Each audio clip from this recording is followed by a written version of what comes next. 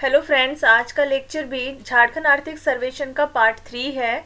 चलिए आज का लेक्चर स्टार्ट करते हैं सोना सोवरन धोती साड़ी वितरण योजना से। और ये एक महत्वाकांक्षी योजना है जिसका उद्देश्य क्या है, राज्य के जितने भी ज़रूरतमंद व्यक्ति हैं उनको कपड़ा उपलब्ध कराना, वस्त्र उपलब्ध कराना। और जो भी ऐसे परिवार जो कि राष्ट्रीय खाद्य सुरक्षा अधिनियम के तहत आते हैं, वैसे परिवार को साल भर में 2 बार सब्सिडी के एक दर पर धोती, लुंगी और साड़ी का वितरण किया जाता है। उसके बाद नेक्स्ट है झारखंड में पोषण सुरक्षा। तो पोषण सुरक्षा के लिए दो प्रॉब्लम, जो एक कुपोषण का प्रॉब्लम और दूसरा एनीमिया, इसके लिए 2 अभियान चलाया गया है, 2 योजना चलाया जा रहा है, पोषण अभियान योजना और एक समर योजना। और ये किन के लिए चलाया जा रहा है, तो बच्चों के लिए, गर्भवती महिलाओं के लिए, और जो दुग्धपान कराने वाली माता है उनको कुपोषण की प्रॉब्लम ना हो, एनीमिया का प्रॉब्लम ना हो। इन समस्याओं के समाधान के लिए झारखंड सरकार के द्वारा पोषण अभियान भी चलाया जा रहा है और समर भी चलाया जा रहा है, जिसमें SAMAR strategic action for alleviation of malnutrition and anaemia reduction. और इन अभियानों का जो प्रभाव है, इफेक्ट है, वो नवीनतम जो राष्ट्रीय परिवार स्वास्थ्य सर्वेक्षण यानी कि NFHS 5 में लक्षित हुआ है। उसके बाद नेक्स्ट है पोषण सुरक्षा के प्रति जो लोग हैं उसको जागरूक करने के लिए झारखंड सरकार के द्वारा कुछ शुरू किया गया है, जैसे कि ग्राम स्वास्थ्य स्वच्छता व पोषण दिवस, ये मनाना जो है वो शुरू किया गया है ताकि लोग जागरूक हो सके इस पोषण सुरक्षा के प्रति। उसके बाद नेक्स्ट है पोषण मिशन को जन आंदोलन के रूप में परिणत करने के लिए सभी ग्राम प्रधान, पंचायतों और अन्य को इसमें समाहित किया है। समर के बारे में देख लेते हैं। समर का फुल फॉर्म क्या है, strategic action for alleviation of male nutrition and anaemia reduction. ये योजना जो है वो कब से शुरू किया गया है, मार्च 2021 से ये समर योजना शुरू किया गया है। और इसका प्रमुख लक्ष्य क्या है, तो एनीमिक महिला हो या कोई बच्चा जो कुपोषित है उसकी पहचान करना है और उससे संबंधित जो भी कार्यक्रम है उससे जोड़ना है इन लोगों को। और इस योजना से संबंधित जो भी आंकड़े आएगा उसको प्रबंधित करने और इस अभियान की प्रगति की जांच के लिए एक एप्लीकेशन भी बनाया गया है जिसका नाम है समर ऐप। और ये समर ऐप का प्रयोग जो है वो किसके द्वारा किया जाता है, तो समर पोषण के एक टीम का जो भी मेंबर रहता है उसके द्वारा समर ऐप का उपयोग किया जाता है। और इस अभियान के प्रमुख लाभार्थी कौन कौन है, तो बच्चे हैं जो कि 0 से 9 साल के बच्चे, किशोरी बालिकाएं जो कि 10 से 19 साल के बीच में आ रही है, महिलाएं जो कि 20 से 24 वर्ष में, और सभी गर्भवती महिलाएं और दुग्धपान कराने वाली माताएं। नेक्स्ट योजना है पोषण अभियान, और इसमें पोषण का फुल फॉर्म क्या है, इसका पूरा नाम है partnership and opportunities to strengthen and harmonise action for nutrition अभियान। ये कब से शुरू किया गया है, तो 8 मार्च 2018 से। और ये पोषण अभियान जो है वो केंद्र सरकार के द्वारा शुरू किया गया है। और किन के लिए, तो बच्चों के लिए, गर्भवती महिलाओं के लिए, वो दुग्धपान कराने वाली माताओं के लिए, कुपोषण से लड़ने के लिए किया गया है। और इस अभियान के माध्यम से यदि देखा जाए पूरे देश में जन आंदोलन में, इस अभियान को जन आंदोलन में बदलने का प्रयास किया गया है। और इसमें राज्य के सभी 24 जिलों में इसको चलाया जा रहा है इस अभियान को। और सबसे अच्छा जो प्रदर्शन है जिलों में, 24 के 24 जिलों में से 3 ऐसे जिले हैं जहां पे इस अभियान को चलाने में जो उस प्रदर्शन है वो सबसे श्रेष्ठ है, यानी सर्वश्रेष्ठ प्रदर्शन करने वाले जिले हैं। उसमें कौन कौन आता है, गुमला, देवघर और दुमका। गुमला, देवघर, दुमका। और इस अभियान के दौरान कुछ थीम जो है वो आधारित, जो भी ये कार्यक्रम है उस पर आधारित कुछ थीम भी चलाया जा रहा है, थीम का संचालन किया गया है, जो इस प्रकार है।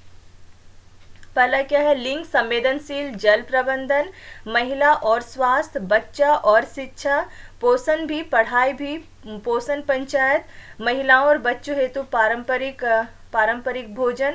ये सब क्या है, कुछ थीम है। और इस अभियान के अंतर्गत महिला और स्वास्थ्य थीम ने सबसे अधिक लोगों को इस अभियान से जुड़ने के लिए आकर्षित भी किया है। ये कॉमा वाइज जो है ना, अलग अलग थीम का नाम है, जहाँ जहाँ कॉमा है ये सारे अलग अलग थीम है। इसमें से जो ये महिला और स्वास्थ्य जो है, ये थीम जो है सबसे ज़्यादा लोगों को अपनी ओर आकर्षित किया है। नेक्स्ट है पीएम पोषण। इस योजना का पूरा नाम क्या है? तो पोषण शक्ति निर्माण, पोषण शक्ति निर्माण। और इसे जो पहले की जो विद्यालय है उसमें जो दोपहर का भोजन मिलता था, यानी विद्यालयों में मध्याह्न भोजन के लिए जो राष्ट्रीय लेवल पे जो कार्यक्रम होते थे उसके स्थान पे ये पीएम पोषण जो है वो शुरू किया गया है। और केंद्र प्रायोजित योजना है ये जो पीएम पोषण है ये किस तरह का योजना है? तो केंद्र प्रायोजित योजना है, जो कि कक्षा 1 से लेकर कक्षा 8 तक के जितने भी सरकारी विद्यालय हैं वह सहायता प्राप्त विद्यालयों में इसको चलाया जा रहा है, इस योजना को। नेक्स्ट है झारखंड में मृत्यु दर। यदि कोई मातृत्व मृत्यु दर का आंकड़ा देखा जाए तो 56 प्रति लाख, 1 लाख यदि माताएं हैं उसमें 56 माता का मृत्यु हो रहा है। ये है आपका झारखंड का डाटा। जबकि भारत का डाटा यदि देखा जाए तो 97 प्रति लाख जो है वो मातृत्व मृत्यु दर है। और यहाँ पे फिर से झारखंड में मृत्यु दर उसका दिया गया है, झारखंड का और भारत का दोनों का कंपेयर किया गया है, शहरी इलाके में, फिर ग्रामीण इलाके में, फिर ओवरऑल कितना हो रहा है। और यहाँ पे विवरण क्या है? बच्चे जो मर रहे हैं, 5 साल से छोटे जो बच्चे हैं, बाल मृत्यु दर जो है उसका यहाँ पे प्रतिशत दिया गया है। उसके बाद जो नवजात मृत्यु दर है उसका भी दिया गया वैल्यू, और शिशु मृत्यु दर का भी वैल्यू दिया गया है। नेक्स्ट है उद्योग। यदि झारखंड में देखा जाए आर्थिक विकास के मामले में क्या इम्पोर्टेंट भूमिका निभाता है, तो उद्योग धंधा जो है वो सबसे ज़्यादा इम्पोर्टेंट मुद्दा है। तो झारखंड में आर्थिक विकास की गति को बढ़ाने के लिए जो झारखंड सरकार है इन्होंने बहुत सारी नीतियों का निर्माण किया है, जिनमें उद्योगों व विनिर्माण क्षेत्र को सबसे केंद्र में रखा है, सबसे ऊपर रखा है। और झारखंड की जो अर्थव्यवस्था है उसमें औद्योगिक क्षेत्र का सबसे ज़्यादा योगदान भी है। और राज्य के जो सकल घरेलू उत्पाद और रोजगार अवसर उपलब्ध कराने में भी भूमिका अदा करता है ये। उसके बाद पिछले वर्षों में यदि देखा जाए उद्योगों की संख्या जो है वो झारखंड में बढ़ी है, वृद्धि दर्ज की गई है पिछले वर्षों में। 2018-19 से 19-20 के बीच में 0.6% जो है वो बढ़ा है उद्योगों की संख्या। वही 2021-22 में ये 48 करोड़ रुपये यानी कि $6 मिलियन का एक विदेशी प्रत्यक्ष निवेश किया गया है झारखंड राज्य में। और अक्टूबर 2019 से जून 2022 तक कुल राज्य में कुल 19,290 करोड़ रुपया यानी $2,656 मिलियन का विदेशी प्रत्यक्ष जो है वो निवेश किया गया है। बाहर से विदेश से जो आके डायरेक्ट आके यहाँ पे निवेश कर रहे हैं वो वैल्यू यहाँ पे दिया गया है। 21-22 का डाटा ये है। और अक्टूबर 2019 से जून 2022 तक का कुल इतना दिया गया है। उसके बाद नेक्स्ट झारखंड इथेनॉल उत्पादन प्रोत्साहन नीति 2022। ये राज्य का जो कैबिनेट है उसके द्वारा इस नीति को लाया गया है। कब से? तो 21 अक्टूबर 2022 को। और इस नीति के तहत क्या है, यदि कोई निवेशक जो निवेश करता है वो राज्य में इथेनॉल उत्पादन के लिए उद्योग यदि स्थापित करता है तो उसे 30 करोड़ रुपये या निवेशित जो भी राशि है उसका 25% जो है वो सब्सिडी प्रदान किया जाएगा। तो इस इथेनॉल उत्पादन को बढ़ावा देने के लिए, प्रोत्साहन देने के लिए नीति लाया गया है। और इसके अतिरिक्त जो एमएसएमई इकाई है उसके द्वारा 3 करोड़ रुपये तक लिए गए ऋण पर 6% की दर से ब्याज जो है वो सब्सिडी के रूप में प्रदान किया जाएगा। नेक्स्ट है झारखंड में एमएसएमई क्षेत्र 2021-22 का डाटा यदि देखें, झारखंड में जो कुल पंजीकृत एमएसएमई इकाई है, यूनिट है, उसकी टोटल संख्या कितनी है? 17,906। वही 2020-21 की तुलना में ये संख्या जो है वो 63.5% बढ़ा है, अधिक है। फिर 2020-21 से 21-22 के बीच में जो पंजीकृत एमएसएमई इकाई है उसमें निवेश में कुछ परसेंट का कमी आया है, वो 1.9% की कमी दर्ज किया गया। जबकि वही रोजगार देखा जाए तो इसी अवधि में 2020-21 से 21-22 के बीच में ही जो इकाइयाँ हैं एमएसएमई इकाइयाँ उसमें रोजगार जो है वो 16.3% बढ़ा है। उसी तरह सब राज्य के कुल एमएसएमई इकाइयों में कुछ छोटी छोटी इकाई की भी हिस्सेदारी है। जो सूक्ष्म इकाइयां हैं उसकी हिस्सेदारी 95% है। जबकि एमएसएमई इकाइयों के द्वारा जो रोजगार उत्पन्न किया गया है, सृजित किया गया है, उस अवसरों में जो सूक्ष्म इकाई हैं, छोटे छोटे यूनिट है, उसकी हिस्सेदारी 81% है। उसके बाद फिर से आपका जो कुल एमएसएमई इकाई है, यूनिट है, उनमें से 2.51% जो है वो महिलाओं के नाम से पंजीकृत है। और ये आंकड़ा छत्तीसगढ़ में जो है वो 0.57%, बिहार में ये 1.36% और उड़ीसा में 2.38% है। ये सारे आंकड़े क्या है, झारखंड से कम ही है। महिलाओं के नाम पे जो ये पंजीकृत है, ये यूनिट, एमएसएमई यूनिट जो है, तो सबसे ज़्यादा इन मामलों में सबसे ज़्यादा कहाँ पे, झारखंड में ही है। उसके बाद नेक्स्ट, प्रधानमंत्री रोजगार गारंटी कार्यक्रम, PMEGP, इसका मूल उद्देश्य, मुख्य उद्देश्य क्या है, तो जो छोटे छोटे उद्योग है उसकी स्थापना करना और खुद से रोजगार जो पहल है उसके द्वारा रोजगार अवसरों को उत्पन्न करना, सृजन करना। तो मुख्य उद्देश्य सूक्ष्म उद्योगों की स्थापना व स्वरोजगार पहलों द्वारा रोजगार अवसरों का सृजन करना। और इस योजना का जो संचालन है वो राज्य KVIC बोर्ड, राज्य खादी व ग्रामीण उद्योग बोर्ड एवं जिला उद्योग केंद्र के द्वारा किया जाता है। और इसके तहत जो औद्योगिक क्षेत्र के लिए अधिकतम जो स्वीकृत परियोजना है वो 25 लाख रुपया है और जो सेवा क्षेत्र के लिए जो लागत है वो 10 लाख रुपया है। नेक्स्ट है रेशम, हथकरघा व हस्तकला क्षेत्र।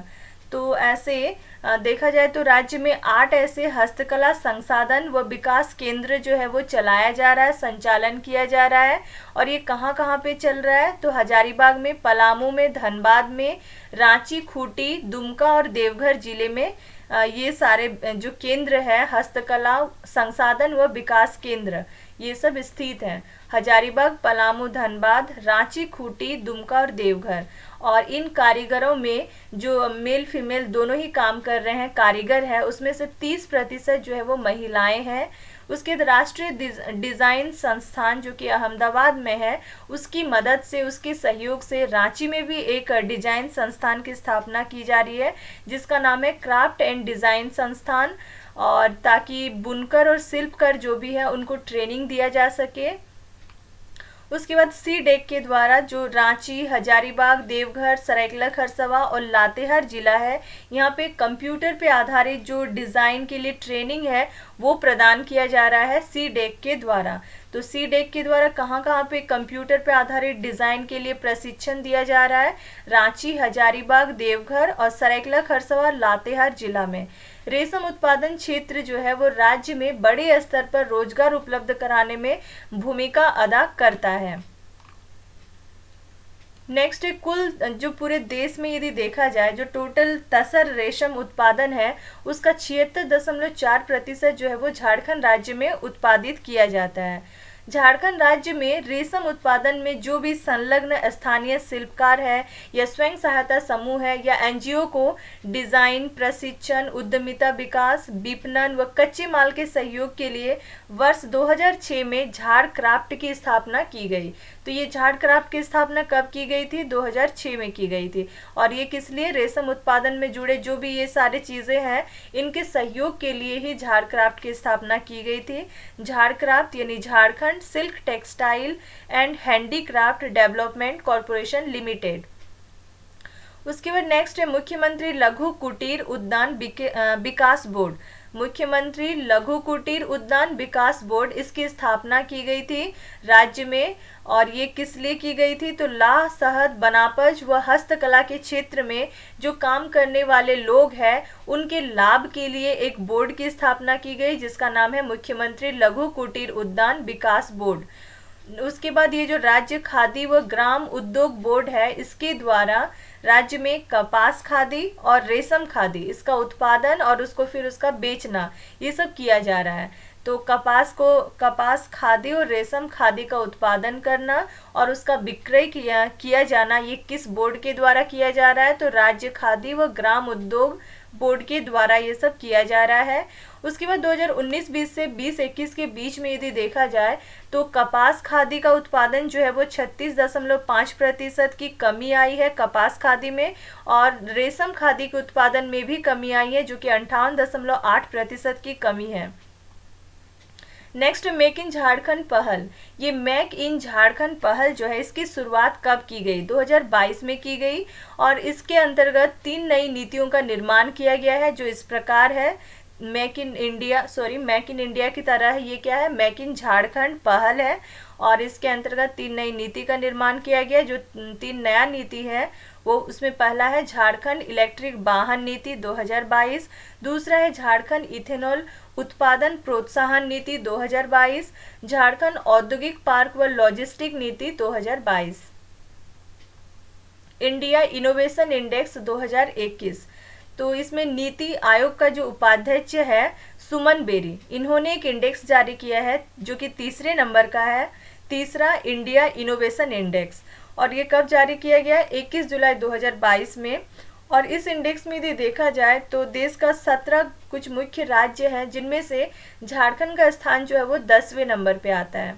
और इस सूचकांक के अनुसार झारखंड में उद्योगों की प्रधानता होने के कारण यहाँ पे उद्योग धंधे उसमें प्रधानता है झारखंड राज्य में, जिसकी वजह से झारखंड राज्य के बेहतर प्रदर्शन करने की एक संभावना है इन फ्यूचर। और इस सूचकांक का जो निर्माण है वो नीति आयोग और प्रतिस्पर्धा संस्थान ने मिलकर किया है। ये जो इंडेक्स रेडी किया है वो किसने किया है? नीति आयोग और प्रतिस्पर्धा एक संस्थान है, इंस्टीट्यूट है, इन दोनों ने मिलकर किया है। और जिसका मुख्य लक्ष्य क्या है? देश में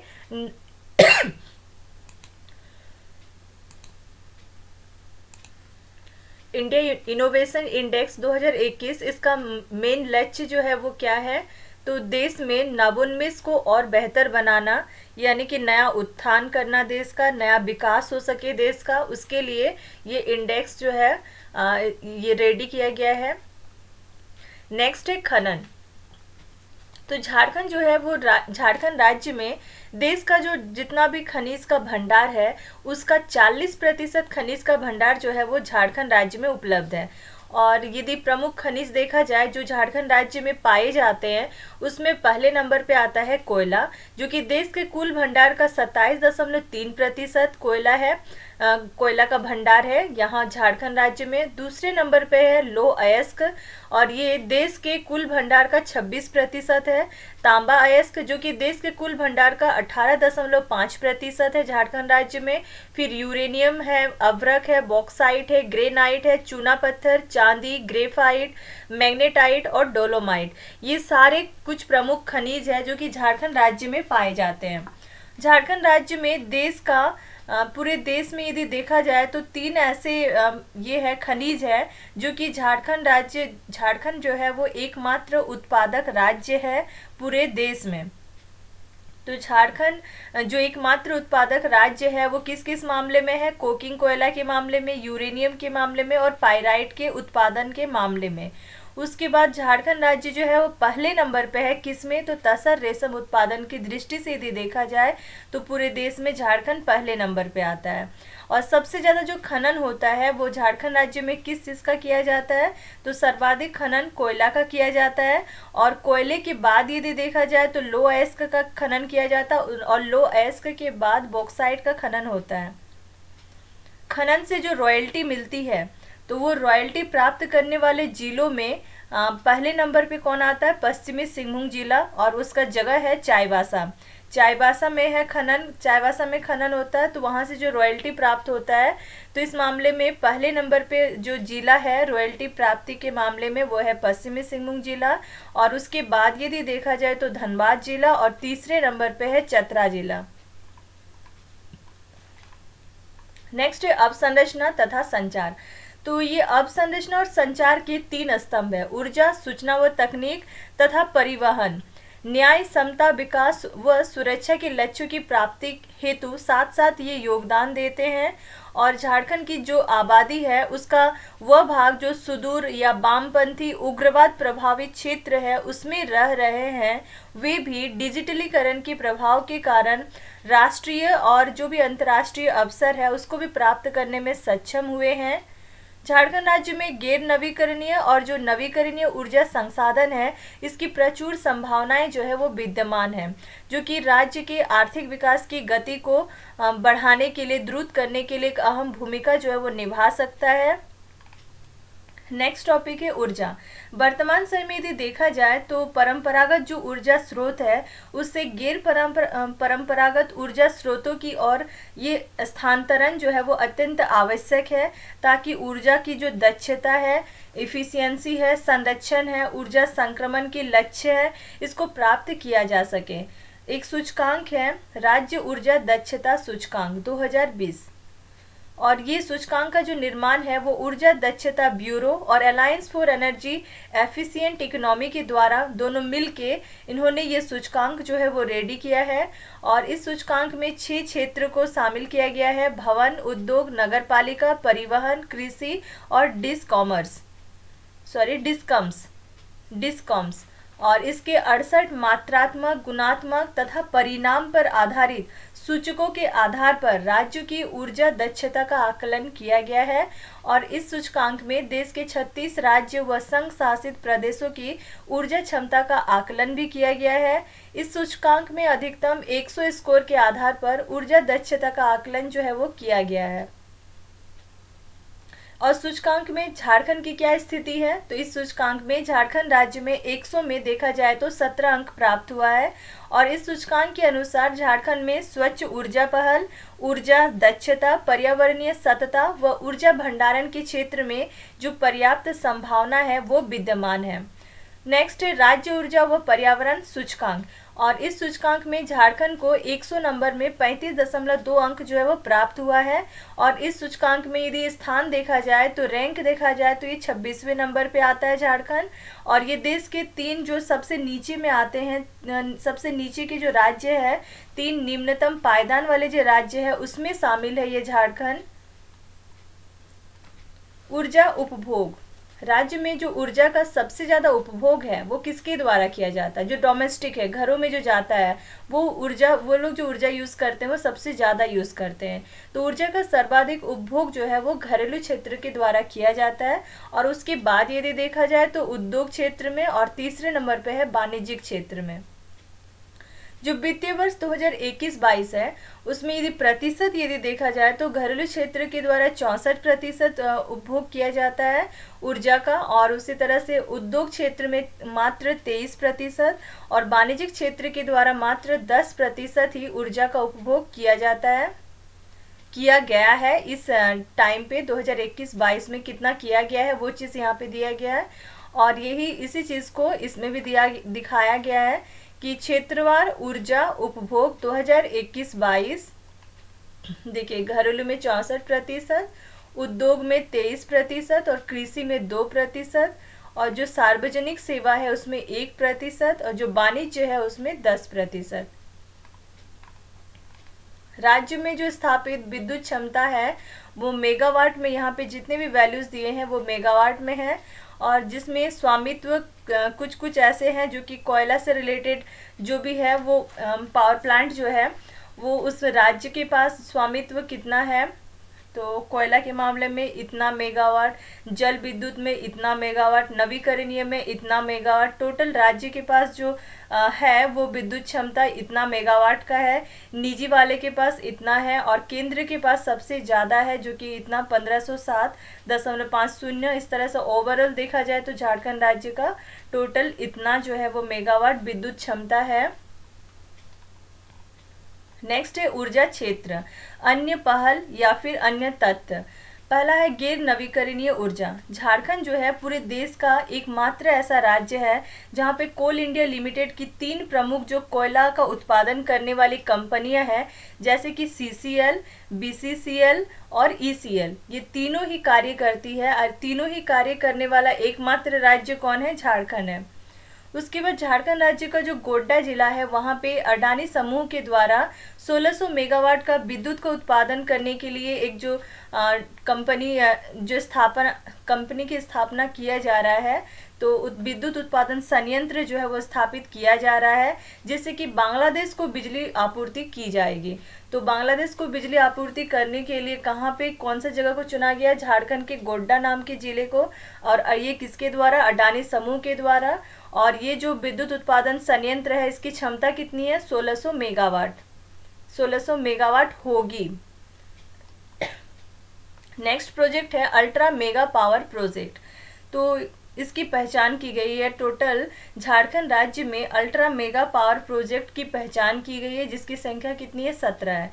17 अल्ट्रा मेगा पावर प्रोजेक्ट की पहचान की गई है और जिसमें से 9 को अनुमति भी प्रदान की गई है। और झारखंड राज्य का पहला अल्ट्रा मेगा पावर प्रोजेक्ट क्या है, तिलैया है। कहाँ पे है, या तिलैया में है। उसके बाद जो देवघर का हुसैनाबाद है, वहाँ पे राज्य का दूसरा अल्ट्रा मेगा पावर प्रोजेक्ट जो है स्थापित किया जाना है। तो सबसे पहला अल्ट्रा मेगा पावर प्रोजेक्ट जो है वो कहाँ पे स्थापना किया जाएगा, तिलैया में किया गया है। और दूसरा जो है वो किया जाना है देवघर के हुसैनाबाद में। नेक्स्ट नवीकरणीय ऊर्जा। तो झारखंड राज्य में पर्याप्त जो सूर्य का विकिरण है, सौर्य विकिरण, ये सौर्य विकिरण जितना भी पर्याप्त है उसकी उपलब्धता के कारण यहाँ पे प्रचुर सौर ऊर्जा जो है उत्पादन करने की संभावनाएं भी विद्यमान है। तो जितना सौर ऊर्जा उत्पन्न करने के लिए सूर्य का प्रकाश चाहिए, जितना पर्याप्त मात्रा में चाहिए, वो झारखंड राज्य में विद्यमान है, जिसकी वजह से सौर ऊर्जा उत्पादन की संभावनाएं भी यहाँ पे है। और राज्य में साल में 300 दिन जो है वो 4 से 5 घंटे और पर्याप्त धूप जो है वो मिलता है झारखंड राज्य को। यानी कि 300 दिन, 365 दिन में से 300 दिन 4 से 5 घंटे पर्याप्त धूप की उपलब्धता होती है। झारखंड राज्य में सौर ऊर्जा उत्पादन की क्षमता 18,180 मेगावाट सौर ऊर्जा उत्पादन की क्षमता है। और इसके अतिरिक्त राज्य में लघु पनबिजली, बायोमास और कचरा से जो ऊर्जा उत्पादन होती है, इसकी भी संभावनाएं जो है वो विद्यमान है। सभी स्रोतों को यदि मिला दिया जाए तो ये बढ़ जाएगा और ये टोटल कितना हो रहा है, 18,508 मेगावाट, जो कि नवीकरणीय ऊर्जा उत्पादन की क्षमता है सभी स्रोतों को मिलाकर। नेक्स्ट योजना है सोलर पार्क योजना। सोलर पार्क व ultra mega solar park project की जो शुरुआत है वो कब की गई थी? तो सोलर पार्क व ultra mega solar power project, इसकी शुरुआत 12 दिसंबर 2014 को की गई थी और इसकी जो क्षमता लक्षित की गई है वो कितनी है, 20,000 मेगावाट। 20,000 मेगावाट लक्षित किया गया था इसका जो क्षमता है। 2017 में इस योजना की जो क्षमता है 20,000 मेगावाट उसको बढ़ा दिया गया। इसको बढ़ाकर 40,000 मेगावाट जो है वो कर दिया गया है और जिसके तहत 2021-22 में 50 सोलर पार्क की स्थापना भी की जानी थी। जो झारखंड राज्य में स्वीकृत कुछ सोलर पार्क है जो 31 दिसंबर 2021 तक का, उसमें 5 का यहाँ पे दिया गया है टेबल में। एक है फ्लोटिंग सोलर पार्क जो कि 100 मेगावाट का क्षमता वाला। उसके बाद है देवगढ़ सोलर पार्क। जितने भी फ्लोटिंग सोलर पार्क के अलावा जितने भी और 4 सोलर पार्क बच गए वो सारे कितने के हैं, 20 मेगावाट क्षमता के हैं। और इनमें नाम में जिसमें भी मतलब किसी जगह का नाम पता चल रहा है, ऐसे भी आप याद रख सकते हैं। जैसे कि इसमें देवघर का पता चले, या पलामू, या गढ़वा, या सिमडेगा, तो इतने नाम वाले हैं। उनमें कितना है, 20 मेगावाट का क्षमता है। और इसमें क्या कोई नाम नहीं है, जगह का नाम नहीं है, बस फ्लोटिंग सोलर पार्क है, तो इसकी क्षमता है 100 मेगावाट। नेक्स्ट है परिवहन। जो अंतर्राष्ट्रीय और अंतर्राज्यीय कनेक्टिविटी है, इसके द्वारा लोग और वस्तुओं का जो आवागमन की सुविधा है उसको प्रदान करने हेतु परिवहन के साधन और आर्थिक समृद्धि को गति देने का जो कार्य करती है झारखंड में जो सड़क है। तो झारखंड राज्य में सुदूर क्षेत्र, जिला और राज्यों को आपस में जोड़ने वाले जो सड़क के क्षेत्र हैं उसमें केंद्र और राज्य सरकार कितना प्रयास किए हैं। तो यहाँ पे डाटा दिए गए झारखंड राज्य में सड़क की स्थिति अगस्त 2022 तक का ये डाटा है। सड़क का वर्गीकरण किया गया है। कुछ सड़क को राष्ट्रीय राजमार्ग कहा जा रहा है, कुछ को राजकीय, कुछ है प्रमुख जिला सड़कें और कुछ है अन्य आरसीडी सड़कें। तो राष्ट्रीय राजमार्ग जो है उसकी लंबाई कितनी है वो दिया है, राजकीय राजमार्ग की लंबाई भी यहाँ दिया गया है और प्रमुख जिला सड़कों की लंबाई भी दिया गया है। और अन्य आरसीडी सड़कें जो है उसका भी लंबाई किलोमीटर में सारे वैल्यू दिए गए हैं। और सबसे ज़्यादा जो लंबा है वो है अन्य आरसीडी सड़कें। उसके दूसरे नंबर पे है प्रमुख जिला सड़कें। उसके बाद है जो एनएच है, राष्ट्रीय राजमार्ग। उसके बाद एसएच यानी राजकीय राजमार्ग। नेक्स्ट है सड़क घनत्व। तो 1000 वर्ग किलोमीटर में सड़क घनत्व कितना है, कितना किलोमीटर है, तो 168.70 किलोमीटर जो है वो सड़क घनत्व है 1000 वर्ग किलोमीटर में। तो सड़क घनत्व का मतलब ही होता है कि 1000 वर्ग किलोमीटर का एरिया है, उसमें कितना किलोमीटर लंबा सड़क, तो 168.70 किलोमीटर लंबा। 2021 में झारखंड राज्य में जो सड़क घनत्व है वो कितना था, तो 162.27 था पर 1000 वर्ग किलोमीटर। और इसी प्रकार राज्य के सड़क घनत्व में 6.43 किलोमीटर जो है उसकी वृद्धि दर्ज की गई है। ये 2021 का डाटा, और ये रहा अभी का डाटा। नेक्स्ट है झारखंड में रेलवे। तो देश और राज्यों के जो सामाजिक और आर्थिक विकास हो उसके लिए रेलवे भी जरूरी है। तो रांची रेलवे डिवीजन का निर्माण जो है कब किया गया था, तो रांची रेलवे डिवीजन का निर्माण 2003 में किया गया था, जिसका उद्देश्य क्या था, तो राज्य में रेल नेटवर्क, रेल अवसंरचना और रेलवे सुविधाओं का विकास करना। स्वच्छ भारत मिशन के तहत जैसे कि Ranchi, Tatanagar station, Chakradharpur, Bokaro, Hatia, Dhanbad, Parasnath, Koderma, Daltonganj, Garhwa road railway स्टेशनों का विकास जो है वो इको स्मार्ट स्टेशन के रूप में किया जा रहा है। तो ऐसे कौन कौन रेलवे स्टेशन है जिसका विकास इको स्मार्ट स्टेशन के रूप में किया जा रहा है, तो रांची, टाटा, चक्रधरपुर, बोकारो, हटिया, धनबाद, पारसनाथ, कोडरमा, डाल्टनगंज और गढ़वा। नेक्स्ट है झारखंड की जो रांची, चक्रधरपुर, टाटानगर और धनबाद रेलवे हॉस्पिटल है, रेलवे अस्पताल है, वहाँ पे PSA यानी प्रेशर स्विंग एडजॉर्प्शन जो ऑक्सीजन प्लांट है इसकी स्थापना की गई है। तो ऑक्सीजन प्लांट की स्थापना कहाँ कहाँ की गई है, तो रांची, चक्रधरपुर और टाटानगर और धनबाद, ये 4 रेलवे स्टेशन है जिसके जो रेलवे अस्पताल है वहाँ पे ऑक्सीजन प्लांट की स्थापना की गई है। कोविड-19 के दौरान क्या हुआ था कि टाटानगर और बोकारो स्टील सिटी से देश के अलग अलग भागों में ऑक्सीजन जो है वो एक्सप्रेस ट्रेनों के द्वारा चलाया गया था, और इस प्रकार की ट्रेनों का संचालन जो है वो बांग्लादेश तक किया गया। कोविड-19 के दौरान विभिन्न चिकित्सीय और अन्य वस्तुओं को भी अलग अलग शहरों में सही समय पर पहुंचाने के लिए टाइम टेबल्स पार्सल एक्सप्रेस भी जैसे नाम ट्रेनों को भी चलाया गया था, और इस प्रकार की ट्रेन जो है वो राज्य के रांची, टाटानगर और धनबाद में संचालित किए गए थे। देश का जो पूर्वोत्तर राज्य है, पूर्वोत्तर राज्यों में आवागमन की सुविधा को बढ़ाने के लिए 1856 किलोमीटर लंबा एक कॉरिडोर का निर्माण किया जा रहा है। 1856 किलोमीटर लंबा है ये, और इस कॉरिडोर का नाम क्या है, ईस्टर्न डेडिकेटेड फ्रेट कॉरिडोर। और ये कॉरिडोर का 196 किलोमीटर विस्तार जो है वो झारखंड राज्य में भी है। नेक्स्ट है वायु परिवहन झारखंड में। तो वायु परिवहन जो है इसका आवागमन को भी तीव्र और सुगम बनाने हेतु महत्वपूर्ण है, और झारखंड जो है वो नागरिक उड्डयन नीति का ड्राफ्ट भी तैयार किया जा रहा है, झारखंड नागरिक उड्डयन नीति। उसके साहेबगंज में भी एक हवाई अड्डा का निर्माण किया जा रहा है, और राज्य का जो दुमका है वहाँ पे CPL ट्रेनिंग संस्थान की स्थापना की जा रही है। झारखंड में टोटल 33 हवाई जहाज़ों का संचालन जो है वो 30 सितंबर 2022 तक किया जा रहा है, और पिछले वर्ष की तुलना में यदि देखा जाए तो हवाई जहाज संचालन में वृद्धि हुई है, और ये 15% की वृद्धि हुई है। उसके बाद रांची से लखनऊ, अहमदाबाद और पुणे के लिए, और देवघर से कोलकाता और नई दिल्ली के लिए हवाई जहाज जो है वो चलाया जा रहा है। नेक्स्ट है श्रम एवं रोजगार।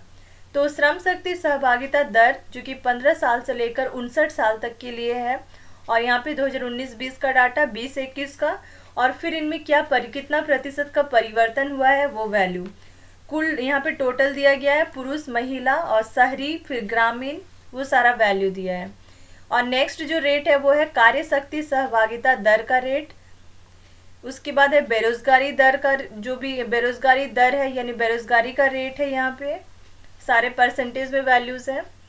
नेक्स्ट है रोजगार सृजन। तो राज्य सरकार के द्वारा केंद्र सरकार के सहयोग के साथ रोजगार सृजन के लिए राज्य में अलग अलग विभिन्न पहल जो है वो किए जा रहे हैं, जैसे कि एक है मनरेगा, और ये मनरेगा जो है ये केंद्र प्रायोजित इस योजना के अंतर्गत क्या है, ग्रामीण क्षेत्रों में एक साल में कम से कम न्यूनतम जो है वो 100 दिन का अकुशल श्रम उपलब्ध जो है वो कराया जाता है।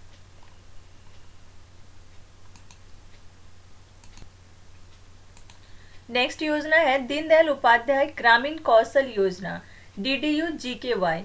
इसके तहत क्या है, गांव के जो युवा है उसको कोई स्किल से रिलेटेड कोई ट्रेनिंग दिया जाता है ताकि उन्हें आसानी से काम उपलब्ध हो सके। और इस योजना के तहत झारखंड में जो प्रशिक्षित युवक है जिनको ट्रेनिंग मिल चुका है उसमें 45.2% का जॉब प्लेसमेंट हुआ है, जबकि राष्ट्रीय स्तर पर यदि ये आंकड़ा देखा जाए तो 60.9% लोगों को जॉब प्लेसमेंट हुआ है। नेक्स्ट है PM स्वनिधि।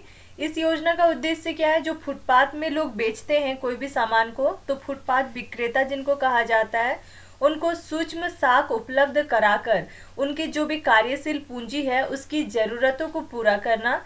और इस योजना के तहत जो भी आवेदन भरे हैं 35,000 आवेदकों को ऋण भी उपलब्ध कराया गया है, जिनमें से 51% पिछड़ा वर्ग, 29% सामान्य वर्ग, 9% अल्पसंख्यक, 8% जो है वो अनुसूचित जाति, 4% जो है वो अनुसूचित जनजाति के लोग हैं। इन 35,000 आवेदकों में से ये इसका प्रतिशत है। सबसे ज्यादा कौन है, तो पिछड़े वर्ग के लोग हैं। नेक्स्ट है प्रधानमंत्री रोजगार सृजन कार्यक्रम, PMEGP। इसके तहत क्या है, जो 8वीं पास और 18 वर्ष से अधिक उम्र के जो व्यक्ति है वो खुद के रोजगार के लिए सब्सिडीकृत कुछ ऋण जो है वो प्रदान किया जाता है। उसके बाद नेक्स्ट है प्रधानमंत्री कौशल विकास योजना, तो PMKVY। इसका जो संचालन है वो कौशल विकास व उद्यमिता मंत्रालय के द्वारा किया जा रहा है। और इसके तहत जो युवा है उसको जो भी स्किल है उससे रिलेटेड प्रमाण पत्र भी दिया जाता है। और इसके तहत देश में कुल जो जितने भी प्रमाण पत्र है वितरित किए गए हैं उसमें झारखंड की हिस्सेदारी जो है वो 2% है। पूरे देश में यदि देखा जाए तो कुल वितरित प्रमाण पत्र में झारखंड की जो हिस्सेदारी है वो 2% है। नेक्स्ट है ई श्रम पोर्टल। इस पोर्टल का जो विकास है वो गैर संगठित क्षेत्र के जो कामगार है यानी प्रवासी कामगार, निर्माण क्षेत्र के कामगार, वो गिग कामगार सहित का डाटाबेस रखने हेतु किया गया है। और इस पोर्टल पर झारखंड राज्य के 90 लाख कामगार जो है वो पंजीकृत भी है। नेक्स्ट है जरूरत ऐप का नाम है जरूरत। तो मोबाइल ऐप का विकास स्थानीय नियोक्ताओं तथा सेवा प्रदाताओं को आपस में जोड़ने के लिए यह ऐप बनाया गया है। इसके माध्यम से इलेक्ट्रीशियन, प्लम्बर, ड्राइवर आदि को काम प्राप्त करने में मदद मिलेगा। नेक्स्ट है औद्योगिक प्रशिक्षण केंद्र। तो झारखंड राज्य में यदि देखा जाए सरकारी ITI की स्थापना की गई है इसके लिए, और ऐसे टोटल 74 सरकारी ITI है जिसकी स्थापना की गई है, जिनमें से 62 जो है वो सह शिक्षा वाले हैं, 12 जो है वो विशेष रूप से महिलाओं के लिए है। राज्य में निजी क्षेत्र में स्थापित ITI की संख्या कितनी है, 256 है, जबकि PPP की संख्या है 6, यानी सार्वजनिक निजी भागीदारी मोड पे जो है उनकी संख्या 6 है। और कॉर्पोरेट सोशल रिस्पॉन्सिबिलिटी के तहत यदि देखा जाए तो उसकी संख्या 4 है। उसके बाद नेक्स्ट है मुख्यमंत्री श्रमिक योजना यानी शहरी रोजगार मंजूरी फॉर कामगार योजना। और इसके तहत हर साल वित्तीय वर्षों में 100 दिनों को रोजगार उपलब्ध कराया जाता है। श्रमिक मित्र, इसके अंतर्गत क्या है, भवन या अन्य निर्माण क्षेत्र में जो भी कामगार जुड़े हुए हैं उसको सरकारी योजनाओं की जानकारी देना। नेक्स्ट है शिक्षा। साक्षरता दर यहाँ पे दिया गया है 2001 का डाटा, टोटल कितने साक्षर थे उसका प्रतिशत में दिया गया वैल्यू, पुरुष कितने प्रतिशत 2001 में साक्षर थे, महिलाएं कितनी थी, फिर वही सेम चीज़ 2011 का डाटा दिया गया है, 2020-21 का भी डाटा दिया गया है। 2020-21 में झारखंड राज्य के जो शहरी क्षेत्र है उसमें साक्षरता दर जो है वो 85.4% है, जबकि वही चीज़ ग्रामीण क्षेत्रों में यदि देखा जाए तो ये 69.9% है। 2020-21 में झारखंड राज्य में साक्षरता दर 73.1% है। और यहाँ पे शहरी क्षेत्र का बस बोला गया था, और पूरे ओवरऑल यदि झारखंड राज्य का देखा जाए तो ये 73.1%। वही राष्ट्रीय औसत जो है वो 79.2% से 6.1% जो है वो कम है। कहाँ पे, तो झारखंड में। नेक्स्ट है झारखंड में बालिका शिक्षा। तो राज्य के अनुसूचित जाति हो, अनुसूचित जनजाति हो, अल्पसंख्यक हो, पिछड़ा वर्ग हो या कोई निर्धन परिवार है, वहाँ की जो बालिकाएं हैं उसके विद्यालय शिक्षा के स्तर में सुधार करने के लिए कक्षा 6 से लेकर 12 तक की शिक्षा के लिए आवासीय जो कस्तूरबा गांधी बालिका विद्यालय है वो चलाया जा रहा है और समग्र शिक्षा के अंतर्गत किया जा रहा है। और कुल 203 ऐसे कस्तूरबा गांधी बालिका विद्यालय जो है इसका संचालन किया जा रहा है झारखंड राज्य में 203। नेक्स्ट है एकलव्य मॉडल आवासीय विद्यालय। तो केंद्रीय जनजातीय मामलों के जो मंत्रालय है उसके द्वारा देश में जनजातीय आबादी में शिक्षा के स्तर को सुधारने के लिए, उनके सर्वांगीण विकास करने के लिए 452 नए एकलव्य मॉडल आवासीय विद्यालय जो है वो खोलने की घोषणा की गई है। उसके बाद जनजातीय गौरव दिवस के अवसर पर प्रधानमंत्री के द्वारा 50 एकलव्य मॉडल आवासीय विद्यालय की आधारशिला भी रखी गई है, जिसमें से 20 जो है वो झारखंड में अवस्थित है और ये किस दिन हुआ था? 15 नवंबर 2021। नेक्स्ट है संघीय बजट। संघीय बजट 2018-19 में 50% से अधिक जो जनजातीय आबादी वाले और जो न्यूनतम 20,000 की जनजातीय आबादी वाले जो प्रखंड है वहाँ पे एकलव्य मॉडल आवासीय विद्यालय शुरू करने की घोषणा की गई थी और इन विद्यालयों में कक्षा 6 से लेकर 12 तक का निःशुल्क में पढ़ाई के साथ साथ खेलकूद हो या कोई व्यक्तित्व विकास है उसका भी ट्रेनिंग भी दिया जाएगा। नेक्स्ट है विद्यालयों का विलय। तो गुणवत्तापूर्ण शिक्षा की सुनिश्चितता के लिए सुनिश्चित करने के लिए तो सुनिश्चितता के साथ साथ गुणवत्ता युक्त जो टीचर है, शिक्षक है, इसकी भी पर्याप्त संख्या जो है इसको भी सुनिश्चित करने के उद्देश्य से झारखंड सरकार ने अत्यंत ही छोटे विद्यालय का जो विलय करने की नीति को अपनाई है और विभिन्न विद्यालयों की विलय के पश्चात 2016-17 से 21-22 के बीच में विलय के बाद विद्यालयों की संख्या में 10% की कमी भी आई है। नेक्स्ट है छात्र और शिक्षक का अनुपात। तो 2021-22 में यदि देखा जाए तो राज्य के सभी स्तर के विद्यालय को मिलाकर छात्र और शिक्षक का जो अनुपात है वो 43:49 है। यहाँ पे अनुपात का साइन होगा, यहाँ पॉइंट दिया गया। यहाँ पे क्या होगा? ये अनुपात का चिन्ह होगा, यानी कि 43 जो है छात्र और शिक्षक 49। उसी तरह से प्राथमिक विद्यालयों में छात्र और शिक्षक का अनुपात जो है 30:71 और शिक्षा का अधिकार कानून के तहत देखा जाए तो ये 30 होना चाहिए। उच्च प्राथमिक विद्यालयों में छात्र शिक्षक अनुपात जो है या फिर ये प्रतिशत में यदि है तो ये 43.49% होगा और उसी तरह से ये 30.71% जो कि 30 होना चाहिए और ये 45.88% जो कि उच्च प्राथमिक विद्यालयों में छात्र और शिक्षक का अनुपात जो कि शिक्षक अधिकार कानून के तहत देखा जाए तो ये 35% ही होना चाहिए। आज के लिए इतना ही। Thank you.